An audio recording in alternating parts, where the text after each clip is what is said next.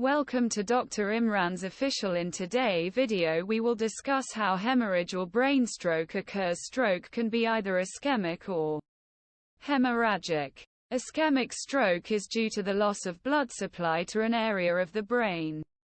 It is a common type of stroke.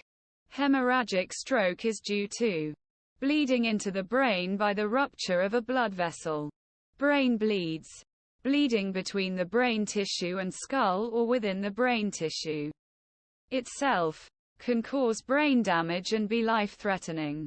Some symptoms include headache, nausea and vomiting, or sudden tingling, weakness, numbness, or paralysis of face, arm or leg.